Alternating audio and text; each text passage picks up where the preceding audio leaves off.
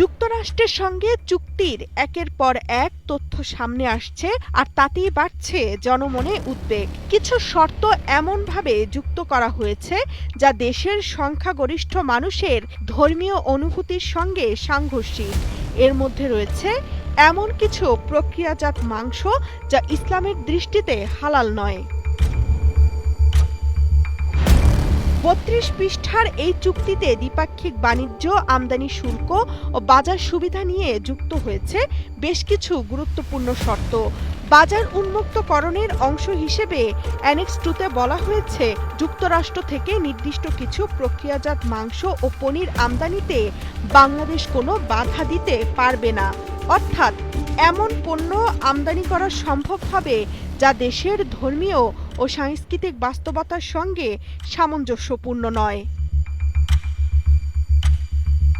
চুক্তিতে প্রক্রিয়াজাত মাংস ও পনিরের তালিকায় রয়েছে ব্ল্যাক ফরেস্ট হ্যাম, সালামি ও চরিজোর মতো পণ্য, যেগুলো সাধারণত শূকরের মাংস দিয়ে তৈরি।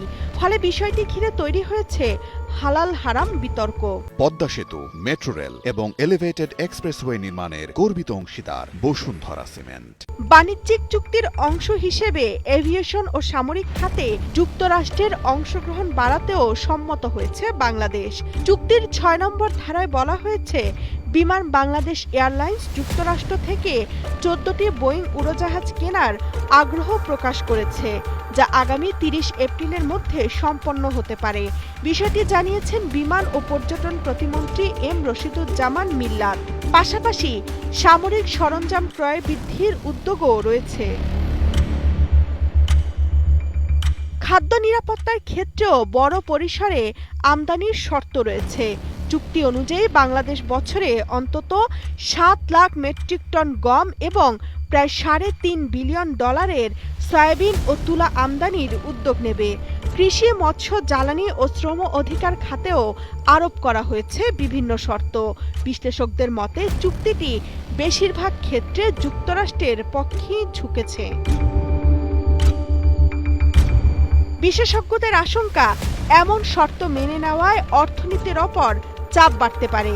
পাশাপাশি কিছু পণ্য আমদানি ধর্মীয় বিতর্কও উস্কে দিতে পারে। দীর্ঘমেয়াদে এটি দেশের সার্বভৌমত্বের ওপর প্রভাব ফেলতে পারে বলেও মনে করছেন তারা। তামান্না তাহসিন খান, কালের কণ্ঠ।